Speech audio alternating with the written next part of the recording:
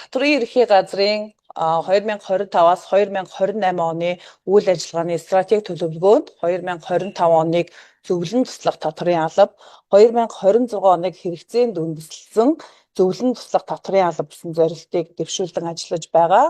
За энэ зорилтын хүрээнд манай татврын хянах шалгалтын нэгжүүд өмнөх жилүүдэд татврын хянах шалгалтаар нийтлэг гарч байгаа зөрчил, алдаа дутагдлын талаар татврын төрөл, зөрчлийн төрлөөр одоо тусгайлан сургалтын материал бэлтгэн татвар төлөгчдөө бол хөрвүүлэн хичээл зааж зөвлөн туслаж байгаа.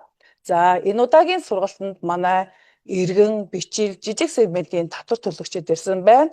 За мөн бас лайваар бас татвар төлөгчид үзэж байгаа. Ингээд та бүхэндээ татвар төлөгчдийн өдрийн баярын мэндийг хүргье. За би татврын хянах шалгалт 100 газрын татврын улсын байцаа арч ундраа байна. Өнөөдрийн одоо энэ хичээлийг бол удирдан одоо чиглүүлнэ. Хичээл маань үндсэн 2 хэсгээс бүрдэнэ. Эхний хэсэг нь болохоор манай одоо иргэн, жижиг, бичил сегментийн татвар төлөгчдөд 2025 онд ямар одоо нийтлэг алдаа дутагдал зөрчил одоо гарч байна. Аль аль салбар дээр нь илүү их одоо зөрчил илэрч байна. Үүнээс хэрхэн урьдчилан сэргийлэх вэ талаар бол мэдээллийг хүргэнэ. За дараа нь одоо та бүхний асуултанд бол хариулах юм байнамаа. За ингээд хичээлд орцгоё.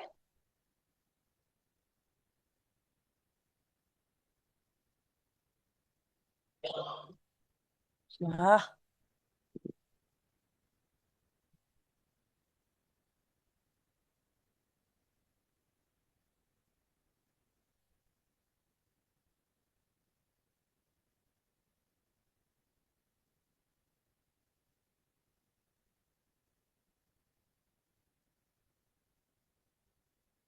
За би яаж хэлээ. За татврын алба маань татврын хууль тогтоомжийг хэрэгжүүлэх ажлыг зохион байгуулах, татвар төлөгчдийг одоо мэдээлэлээр ханган зөвлөгөө өгөх, сургалт сурчлагаа явуулах, төсвийн орлого бүрдүүлэх, одоо татврын хууль тогтоомжийг хэрэгжилтэнд хяналттай гэсэн үндсэн 3 чиг үүрэгтэй байгаа. За эдгээр одоо үндсэн 3 чиг үүргийн хүрээнд одоо ялангуяа тэгээ татврын хууль тогтоомжийн хэрэгжилтэнд одоо хяналт тавих чиг үүргийн хүрээнд бол татврын хянах шалгалтыг бол хийдэг. Татврын хянах шалгалтыг бол ерөнхийдөө бол эрсдэл суурилсан бол хянах шалгалтыг хийдэг байгаа. За ингээд татврын хянах шалгалт хийх хууль эрх зүйн орчин бол татврын ерөнхий хуулийн 41-р зүйл заасан 41-ийн 1-д бол заасны дагуу татвар төлөгч татврын хууль тогтоомжид заасны дагуу төлбөр зохих татврын ноглоо бүрэн гүйцэд тодорхойлж хугацаанд нь төлсөн эсэхийг татврын алба хянах шалгалт гэсэн байгаа. Мөн татврын ерөнхий газрын даргын 2023 оны 2 сарын 28-ны өдрийн тушаалаар баталсан татврын хянах шалгалтын үйл ажиллагааны журам болон татврын ерөнхий газрын даргын 2025 оны 2 сарын 20-ны өдрийн А26 дугаартай тушаалаар баталсан татврын хянах шалгалтын ерөнхий удирдамжийг бол үйл ажиллагаанд мөрдлөг болгон бол ашигладаг байгаа. За би сая та нарт хэлсэнчлэн эрсдэл суурилсан одоо татврын хянах шалгалтыг хийдэг. За энэ хянах шалгалтыг гүйцэтгэх ажлын цар хүрээнээс нь хамруулан хэсэгчилсэн, хялбаршуулсан иж бүрэн буюу бүрэн гэсэн одоо хянах шалгалтыг хийдэг. За бүрэн хянах шалгалт гэдэг бол 2022 одоо өнөөдрийн хувьд бол 2022 оноос 2024 он бол хамардаг. За энэ бүрэн хянах шалгалтанд бол татврын бүх төрлийн татврын ногдуулалт төлөлтийн байдалд хийдэг болвол хэсэгчилсэн хянах шалгалт бол нэг төрөл буюу нэг болон хэд хэдэн төрлийн татврын төлөлт ногдуулалтын байдал хянах шалгалт хийдэг байгаа. За ингээд татвар төлөгчийн татврын тайлан захин хэлбэрээр хяналт шалгалт одоо хийж эхэлж байгаа. Энэ нь бол хялбаршуулсан хянах шалгалтыг бид 2025 оноос бол нэг 2 албан дээр бол туршиж явж байгаа. За ингээд хянах шалгалтыг зөвхөн хянах шалгалтын нэгж болол хийдгүү эрсдэл одоо суурилж бол хянах шалгалт хийдэг гэсэн. За тэгвэл эрсдэлтэй одоо татвар төлөгчийн одоо эрсдлийг одоо хэрхэн тооцдог талаар та бүхэндээ танилцуулъя. Татврын ерөнхий хуулийн 35 дугаар зүйлд бол татврын албаны эрсдлийн удирдлага гэсэн зүйл залтуул байдаг. За энэ үүнд бол татврын албан татврын хууль тогтоомжийг хэрэгжүүлэх явцад татврын харилцаанд учирч болзож гүйцэлийг тодорхойлох, удирдах, хянах үйл ажиллагааг хэрэгжүүлнэ гэж заасан байдаг. Үүнтэй холбогдуулан сангийн сайдын 2019 оны 305 дугаар тушаалаар батлагдсан татврын албаны эрсдлийн удирдлагын үйл ажиллагаа хорооны ажиллах журмыг бол баталсан байдаг. За тэгээд манайх бол эдийн засгийн салбарын 99 салбар болон 2.5 сая иргэн 277 мянга хуулийн этгээдийн татврын ногдуулалт төлөлтийн байдалд бол эрсдэл тооцдог байгаа. За энэ слайданд харж байгаачлан бол эрсдлийн үнэлгээг татврын албаны бүртгэл мэдээллийн нэгдсэн системд татвар төлөгчийн ирүүлсэн тайлан бүх төрлийн тайлангийн мэдээлэл болон баримт цахим төлбөрийн системд ирсэн мэдээлэл мөн хөндлөнгийн мэдээлэл тухайлбал энэ санхүүгийн тайлан, галийн мэдээ, төрийн сангийн зарлага, нийгмийн даатгал болон бусад байгууллагаас ирүүлсэн мэдээлэлд тулгуурлаж хийдэг байгаа. За эрсдлийн үнэлгээ маань нийт бол 4 түвшинтэй байгаа. За 0-оос 25 бол хүлээн зөвшөөрөлт бол эрсдэлтэй татвар төлөгчид байдаг. За бид нар энэ зөрчил гаргавал эдгээр татвар төлөгчдод бол зөвлөгөө өгдөг байгаа. Зөвлөн туслаж зөрчлөө айлгуулаарай гэж мэдэгдэж зөрчлийг бол айлгуулдаг байгаа. За 25-аас 50 бол бага эрсдэлтэй татвар төлөгчид байдаг. За энд бол хянах шалгалтанд орохдоо бол сонголтын дагуу бол ордог байгаа. За 50-аас 75 бол дунд эрсдэлтэй татвар төлөгчид ордог, хамруулдаг. За 75-аас 100 бол их өндөр эрсдэлтэй татвар төлөгчид байдаг. Энэ татвар төлөгчид бол татврын хяналт шалгалтанд бол шууд хамрагддаг байх нэ. За энэ ярьж байгаа манай татврын эрсдлийн үнэлгээ энэ татврын скорингийн мэдээлэл бол цахим татврын систем e-tax-д бол байршуулсан байдаг. Та бүхэн тэрийг бол харсан уу? Мэдж байгаа юу те? Манайхан энэ нягтлангууд ирсэн байна уу? Эсвэл захирлууд өөрснөө ирсэн байна уу? Ингээд. За тэгээд та бүхэн өөрснөө эрсдлийн үнэлгээгээ удирдан харах боломжтой байгаа тий. За тэгтээ саяхан хэлсэнчлэн эрсдлийн үнэлгээ бага хэдий бага байсан ч хууль хяналтын байгууллага юм уу бусад хөндлөнгийн мэдээлэл хүрч ирвэл татврын алба бол татврын хянах шалгалтанд хамруулдаг байх нэ. За энэ татврын хянах шалгалтанд хамрагдсан тог та бүхэндээ танилцуулъя. Манай татврын багц хуулиуд 2019 онд бол шинжлэгдэн батлагдсан байгаа. 2019 оноос өмнө бол ойролцоогоор 5-аас 6 мянган татвар төлөгчдийг бол жилд татврын хянах шалгалтанд бол хамруулдаг байсан. За ингээд шинжилсэн найруулгаар татврын ерөнхий хуульд бол эрсдэл суурилж татврын хянах шалгалтанд хамруулах зарцуулалт оруулж ирсэн. Үүнээс шалтгаалan шалгасан татвар төлөгчдийн тоо бол 2-оос 3 дахин буурсан мөртлөө хянах шалгалтын чанарын үзүүлэлт бол 2 дахин бол өссөн байгаа. За энэ юу гэж хэлж байна гэхээр манайх бол эрсдлээ маш сайн тооцож байна. Өөрөөр хэлбэл энэ big data дүнслэн, хиймэл оюун ухаан, машин сургалтын алгоритм суурилсан 5 загвараар эрсдлийг үнэлж тооцож байгаа маань маш оновчтой ингэж үнэлж байна гэдэг бол харуулж байна.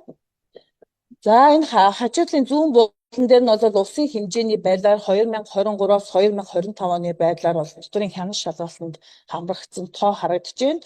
За нийтдээ 2023-аас 2025 он 200 мянган татвар төлөгч хуулийн этгээд бол бүртгэлтэй байна татврын албанд. Тэгээд татврын хянах шалгалтанд бол ерөнхийдөө ойролцоогоор 1% татвар төлөгчдод хамрагдсан байна. Энэ 1% татвар төлөгчдод бол манай нийт 5 сегментийн татвар төлөгч тавуулаа хамрагдаж байгаа гэсэн үг ээ. За яг манай энэ бичил жижиг сегментийн татвар төлөгчид бол 0.8-аас 0.9% нь бол татврын хянах шалгалтанд хамрагддаг байна. За энд 2025 онд юу татварын албанд бүртгэлтэй татвар төлөгчдийн мэдээлэл байна. За 2025 оны 12 сарын 31-ний байдлаар татварын албанд 270,646 хуулийн этгээд бүртгэлтэй байна. Мөн 2,553,743 иргэний мэдээлэл бол байна. За үүнээс та бүхэн маань харж байгаа байх 2025 онд хянах шалгалтанд 2,646 татвар төлөгч бол хамрагдсан байна. Үүний 113 төлөгчөнд хувь хүн, за 874 татвар төлөгчөнд бичил сегментээс, за 1277 татвар төлөгчөнд жижиг сегментээс хамрагдсан байна. Нийт 2025 онд одоо хянах шалгалтанд хамрагдаж байгаа татвар төлөгчдийн 85.6 одоо хувь нь иргэн бичил жижиг сегментийн татвар төлөгчд хамрагдсан байна. За одоо энэ манай 3 сегментийн татвар төлөгчдийн яг ямар салбар дээр одоо илүү их зөрчил гарч байна вэ гэдэг талаар та бүхэндээ танилцуулъя. За хамгийн их одоо зөрчлийг бол бүүний жижиглэнгийн худалдаа эрхлэгч юу гарсан байна. За 777 татвар төлөгчдийн 415.9 тэрбумын зөрчилд 47.9 тэрбумын одоо төлбөр болон тогтуулсан байна. За дараа нь бол барилгын салбар орж байна 13.1%. За дараа нь боловсруулах үйлдвэр 4.8%-тай. За тэгээд тээвэр, агуулгах, санхүү болон даатгал бол гэж орсон байна. За бусад салбар нийлээд бол 40.4%-тай байна. За тэгэхээр ер нь бол бөөний жижиглэн барилга, боловсруулах үйлдвэрлэл маань илүү их одоо татварын зөрчил одоо татварын хянах шалгалтаар зөрчил гаргасан байна гэсэн үг.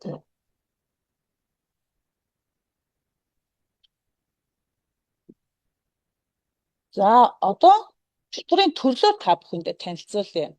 За эдгээр салбар маань яг ямар төрлөөр нь татварын төрлөөр одоо зөрчил гаргаж байгаа юм бэ гэдгийг бол танилцуулъя.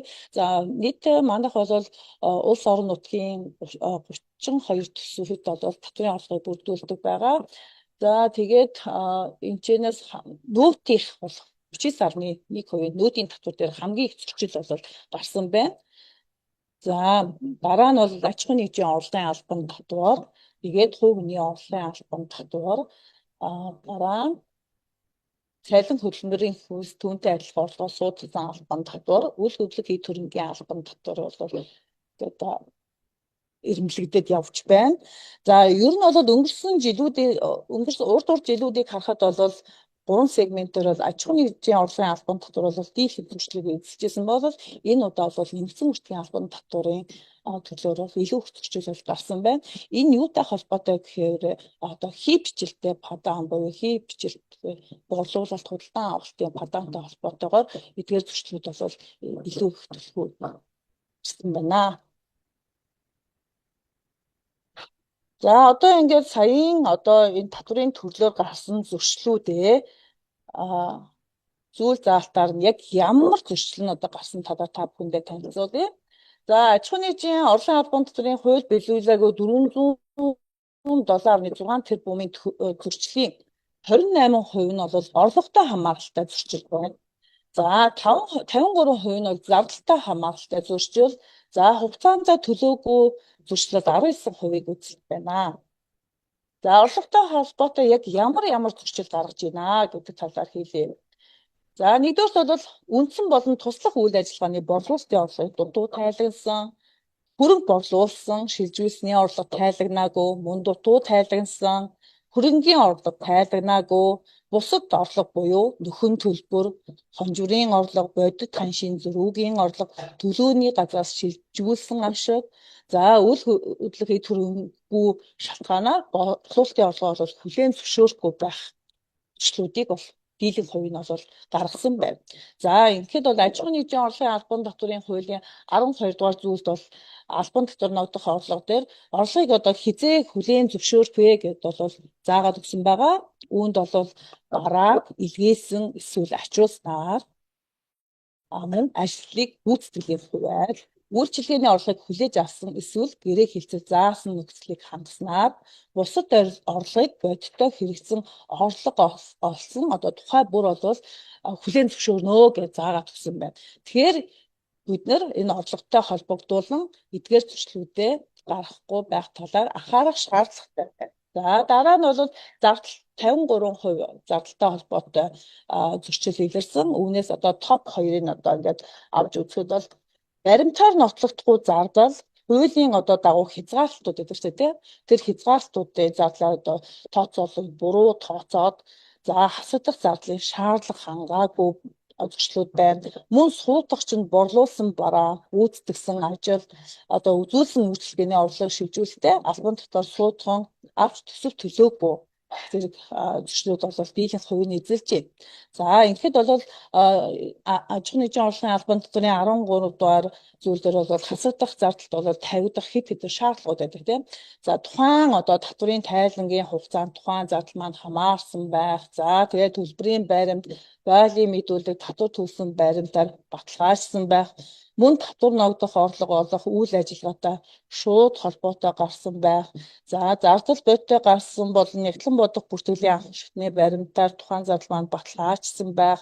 За тухайн зардлыг одоо төлсөн эсвэл төлөхөө тайлбарсан байх ёстой гэсэн одоо шаардлагууд байдаг. Тийм учраас эдгээр шаардлагуудаа бас бүрэн гүйцэд байна уу гэдгийг бол анхаарах шаардлагатай байна. За тайлангаар ногдуулсан аж ахуйн нэгжийн орлогын албан татврын хуулийг хугацаанд нь төлөөгүй улмаас торгуул олонгийг бол тооцоолсон хувьтай зөрчилөд 19% бол эзэлж байгаа. За энэ нь бол манай энэ аж ахуйн нэгжийн хуулийн 25-ын 1 замсан урьдчилан тодорхойлсон хуваарын дагуу сар бүр төлөх татвараа сар бүрийн 25-ны дотор за улирлын эцэст хийсэн тооцооны дагуу татврын тайлангаа дараа улирлын эхний сарын 20-ны дотор жилийн эцэст хийсэн эцсийн тооцооны дагуу татвараа дараа оны 2 сарын 10-ны дотор төлсөв төлнө гэдээ одоо заагаад өгсөн байгаа. Ийм учраас та бүхэн маань хугацаанд одоо төсөв төлөөрэй. За дараа нь бол нэмэгдсэн үртгийн албан татврын тухай хуульд 2025 онд давхарцсан тоогоор 2733 татвар төлөгч бол зөрчил гаргасан. За энд бол 622.6 тэрбумын зөрчил 68 тэрбумын төлбөр бол ногдуулсан байна. За танилцуулгын зөрчилд бол 2 их найдын зөрчил бол гаргасан байна. За ингээд манай гаргасан зөрчлүүдийг одоо ингээд үзэхэд хамгийн их зөрчлийг бол борлуулалтын орлого зөрчил 48%. За энэ дээр бол борлуулсан бараа, үзүүлсэн үйлчилгээ одоо нөөтөө ногдуулаагүй тийм. За мөн чөлөөлөгдөх орлого тэг хэмжээтэй орлого дутуу тайлагнаагүй. За оршин суугч бус этгээдээс суудгсан нөөцийн зөрчил бол бас эзэлж байна 1%. Энд бол оршин суугч бус этгээдийн Монгол улсад олсон орлогоос одоо нөөц одоо суудхан авч төсөв төлөөгүй байна. За мөн хий бичлэлтэй падан худалдан авсан бол 9% бол зөрчил гаргасан. Энэ нь бол бараа борлуулаагүй, ажил үзүүлээгүй атлаа нүүдийн падан бичсэн гэмт хэргийн шинжтэй байж болцсон одоо худалдан авалт хийсэн дээр төсөвт одоо төлөвнөөтөө бууруулсан зөрчлүүд гаргасан. За мөн одоо 24% нь бол үндсэн хөрөнгийн худалдан авалт үйл ажиллагаатай хамааралгүй хувийн хэрэглээ гэх мэт хасагдахгүй хувийн хэрэглээний одоо хасалтыг бол хийж өгсөн байна. За ингээд мөн 18% нь нөөтийн хууль заасан хугацаанд төлөөгүй улмаас торгуул алдан гол ногдуулсан байна.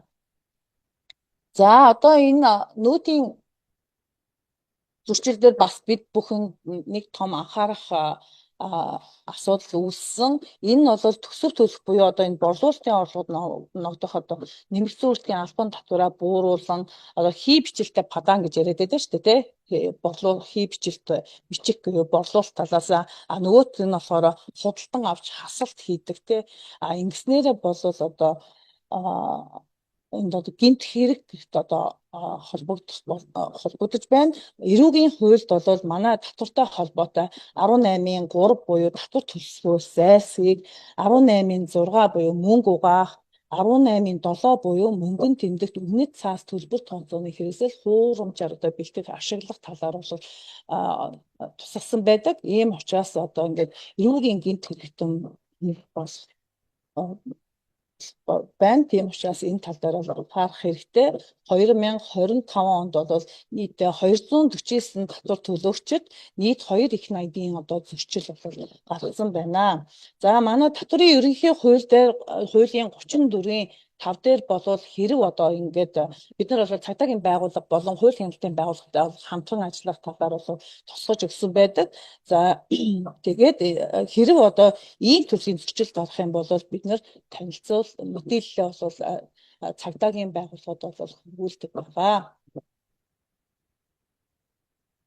За мөн одоо дийлэнх зөрчилд маань нүүдийн суудхан төлөвчөөр бүртгүүлэх болзол хандсан боловч бас бүртгүүлээгүй татвар төлөв байна. За нүүд ногдуулах, борлуулалтын орлого дутуу тайлагнах, хойшлуулж одоо хүлээн зөвшөөрөх зөрчлүүд байдаг. За одоогийн хуулиар бол угаасаа борлуулалтын орлого 50 сая хүрсэн бол нүүд төлөвчөөр бол бүртгүүлэхээр байгаа. Ажлын өдөр 10 өдөрт одоо багтаан өргөдлөө харьяалагдах татврын албандаа бол гаргаж өгнө. Ингээд гэрчилгээ аваад албан татвар суудхан төлөгчийн борлуулалтанд одоо албан татвар ногдуулах хугацааг татврын албаны гэрчилгээ авсан өдрөөр бол эхлэн тооцож бол нүүдийг ногдуулж байгаа. За мөн сайн дураараа хэрэг нүүд төлөгчөөр бүртгүүлэх боломжтой борлуулалтын орлого 10 сая төгрөг хүрсэн бол сайн дураараа нүүд төлөгчөөр бүртгүүлэх боломжтой байгаа. За хувь хүний орлогын албан татврын тухай хууль дээр анхаарах бас нэг хэд хэдэн асуудал байна. За үйл ажиллагаа явуулж олсон орлогоо тайлагнаагүй дутуу тайлагсан асуудал их гардаг. Энэ нь болохоор мөн адилхан аж ахуйн нэгжийн орлогын албан татвар заасан шиг хувь хүний орлогын албан татврын дагуу одоо энэ албан татвар тодорхойлохдоо үйл ажиллагааныхаа орлогоос аж ахуйн нэгжийн хуульд заасан одоо хасагдах зардлуудын шаардлага хангасан зардлуудаас бол хасаад тодорхойлно. Энэ нь бол хувь хүний орлогын албан татврын 15-ын 1-р зүйлд бол тусгасан байгаа. За мөн одоо ингээд баримтгүй зардлыг татвар ногдох орлогоос хассан одоо зардлыг бол өсгөж байна. Мөн одоо зарим иргэд маань одоо дансаа одоо ашиглуулсны улмаас одоо өөртөө маш их одоо хохирол учруулж байна. Магадгүй нэг 2-3% одоо өөрчилж өгье гэдэг дансаа ашиглуулдаг. Гэхдээ энэ эрсдлийг одоо татвар төлөгч та өөрөө бол өөртөө шүү. За ингээд татврын хянар шалгалтаар иргэдийн дансанд их хэмжээний гүйлгээ хийгдээд байна. За тэгээд тэгсэн мөрчлөө татврын тайлан нэрүүлээгүй бодит үйл ажиллагаа явуулаагүй. За одоо жишээлбэл одоо Монгол улсад бол бооцот болон мөрийтэй тоглоомын үйл ажиллагаа эхлэхэд тусгай зөвшөөрөл одоо олгодог. За одоогийн байдлаар 1xBet гэх мэт одоо гадаадын онлайн мөрийтэй тоглоомын платформ нэг бол хууль ёсны дагуу хүлээн зөвшөөрөөгүй. Энийг бол одоо зөвшөөрлийг бол нэг ч иргэн болон хуулийн этгээдүүд бол олгоогүй байгаа. За тиймээс одоо Монгол улсад 1xBet зэрэг одоо сайтыг ашиглах нь хуулийн дагуу одоо зөвшөөрөгдсөн үйлдэл биш шүү гэдгийг та бүхэн манд хараарай. За одоо татврын хянар шалгалтаар ороод бүх татвар төлөгчид бол зөрчил гаргаж одоо хариуцлага хүлээдэггүй. Зарим татвар төлөгчид бол цаг хугацаанд нь тайлангаа үнэн зөв бодиттой тайлагнаар татвараа төлдөг байгаа. Ийм татвар төлөгч одоо хян шалгалтанд ороход бол илтгэх хугацаа гардаг байгаа. За одоо зөрчил гаргасан тохиолдолд бол бас манай татврын ерөнхий хуульд бол хариуцлагын зүйл заалт байдаг. За энэ хариуцлагын зүйл заалт бол татврын ерөнхий хуулийн 82, 83, 84-р зүйлд бол нөхөн татварт хоригуул ногдуулах талаар зүйлчилж өгсөн байдаг. Мөн одоо алтан гэгийг бол балан 3-р зүйлд тусгасан байгаа. За алтан гэгийг бол татврын хууль тогтоомжид заасны дагуу тухайн татврыг төлбөл зохих өдрөөс түүний төлсөн одоо өдрийг хүртэх хоногоор бол тооцдог байгаа. Тийм учраас одоо тухайн одоо төлөх ёстой цаг хугацаанд татвараа төлөхгүй болвол үр ашиггүй одоо эрсдэл үүсэх тул одоо цаг хугацаанд татвараа төлж одоо хөвшөөрэй. За цаашид манай татврын албанаас одоо зөвлөн туслах татврын алба болсон алба болохын хүрээ одоо бичил жижиг одоо иргэдүүдээ татврын хянаш шалгалтыг бол цахимаар одоо хийхээр төлөвлөж одоо ингээд дөрөв хэлсэнчлэн хоёр албан дээр бол туршилтаа хийж байгаа.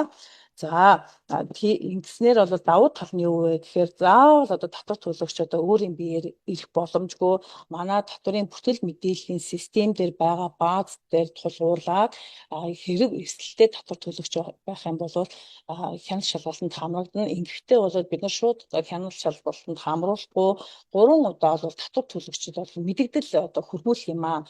За танайх одоо энэ хуулийн тайлан засварлах үеийн хугацаанд 3 удаа мэдэгдэл хөрвүүлэхдээ энэ зөрчлийг гаргасан байх шүү. Тайлангаа залруулаарэ гэдэг одоо мэдлэгийг одоо хөрвүүлнэ. За ингээд мэдэгдэл хөрвүүлээгүй тохиолдолд бол ингээд хялбаршуулсан хяналт шалгалтыг хийн. За ингээд хяналт шалгалт одоо хялбаршуулсан хяналт шалгалт хийснээр эрсдэл тооцсон нэг татврын төлөөр эсвэл тухайлсан зөрчлийн төлөөр хэсэгчил шалган мөн цахим цугласан харилцаа үүсэж байна. Шийдвэр гаргах процесс нь хурдан, за богино хугацаанд хийгддэг. Асуудал нь тодорхой. Одоо жишээ нь бол сайн ярьсан нүүтийн хий бичлэлтэй падан гэвэл зөвхөн тэр падан дээр нь хяналт шалгалт хийдэг байна. Тэгэхээр ингээд татвар төлөгчдөө чирэгдэл учруулахгүйгээр цаашид бол хялбаршуулсан хяналт шалгалтыг хийхээр ажиллаж байна.